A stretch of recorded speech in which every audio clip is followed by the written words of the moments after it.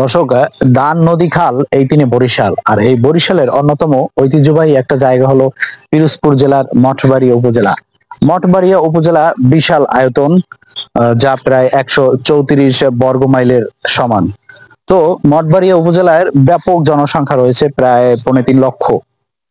তো মঠবাড়িয়া উপজেলাটি বিভিন্ন সমস্যায় জর্জরিত। তার ভিতরে অন্যতম একটা সমস্যা হলো যে ব্রিজ এবং কালভার্ট নির্মাণের পরে যে তার সংযোগ সড়কটা, এটা কিন্তু কোনো ঠিকাদার কিন্তু বা কোনো রাস্তা নির্মাতা এটা করে না, যার ফলশ্রুতিতে কিন্তু অনেক বড় বড় সমস্যা হয়। 2-3টে সমস্যা আমার চোখেই ধরা পড়ছে, যার কারণে আমি এই ভিডিওটা বানাইলাম। তো দেখেন, কিছুদিন আগে যে সিএম নামের একটা ছেলে, এই যে কালীরহাটের আগে মাতবার বাড়ির যে কালভার্টটা নির্মাণ করা হয়েছে, ওইখানে ওখানে যে ছেলেটা খালের ভিতরে পড়ে যে মারা যায়, ওর প্রধান সমস্যাটা কোন জায়গায় ছিল? আসলে ইস্যুটা আসলে আসে কোত্থেকে? দেখেন, কালভার্টটা নির্মাণ করা হয়েছে, কালভার্টের যে পাশ থেকে যখন খালটা ভরাট করা হয়, মানে যাতে পানি না আসতে পারে, সেই জন্য যে কি বলে আমাদের এদিকে যে আঞ্চলিক ভাষায় বান্দা দেওয়া হয়, তো বান্দা দেওয়ার জন্য যে খুঁটি গাড়া হয়, সেই খুঁটিগুলো কিন্তু সবগুলো অপসারণ করা হয় না, যার কারণে ওই জায়গাটা কচুরিপানা তৈরির একটা স্তূপ হয়ে গেছে। ওই স্তূপের ভিতরে কিন্তু ওই ওই ছেলেটা কিন্তু জোয়ারের যে পানির ভাসমান অবস্থায় ভিতরে ঢুকে যায়, তারপর মারা যায়। এটা সবাই জানেন, এই কিছুদিন আগে এটা মঠবাড়ি একদম হেডলাইনে ছিল। থানার সামনের থেকে যে পাথরঘাটা যে রাস্তাটা গেছে, এখানে কিন্তু অনেকগুলা কালভার্ট নির্মাণাধীন, অনেকগুলা ব্রিজ। ব্রিজের সাইড থেকে যে সড়কটা নির্মাণ করা হয় বাইপাস, ব্রিজের অল্টারনেটিভ হিসেবে যে ওইখান থেকে যে মানুষ চলাচল করে, যেটা আর কি ক্ষণিকের জন্য নির্মাণ করা হয়।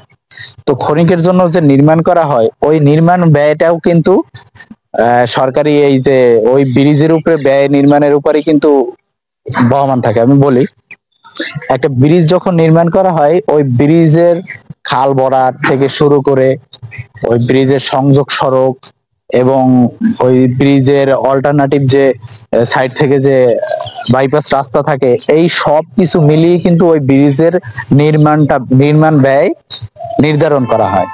তো ব্রিজের কিন্তু নির্মাণের জন্য আপনাকে ফুল পেমেন্টটা দেওয়া হলো, আপনি সাইড থেকে সংযোগ সড়কটা করবেন, সেই পেমেন্টটাও কিন্তু আপনাকে দেওয়া হলো। তো সাইডের রাস্তাটা এমন থার্ড ক্লাস ভাবে আপনারা কেন বানান?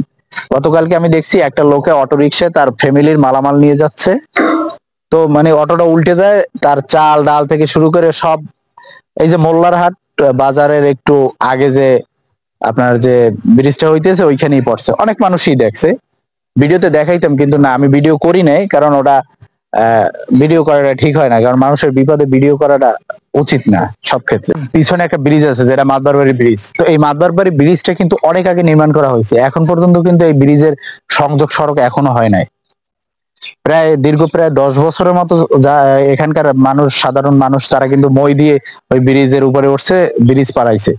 তারপরে দেখেন, যেটা আসি, ওই যে ব্রিজ নির্মাণ করতেছে, সাইড দিয়ে অল্টারনেটিভ যে রাস্তাটা নির্মাণ করে দেয় তারা, ওই রাস্তাটার কিন্তু সম্পূর্ণ ভালোভাবে একটা রাস্তা নির্মাণ করার ব্যয় তারা পায়। তাহলে ভাই, এরকম থার্ড ক্লাস মার্কা রাস্তা কেন বানান? একটা বাস যদি যায়, আপনি দেখেন বয়রাতলা টু আপনার কোথায় বলবো, সরখালি, এর ভিতরে অনেকগুলো কিন্তু বাস আপনার কালভার্ট, অনেকগুলো কালভার্ট নির্মাণ করা হয়েছে। এই কালভার্টের যে বাইপাস সড়ক গুলো করছে, বাইপাস সড়ক গুলার কি অবস্থা তা তো আপনারা ভালোই জানেন।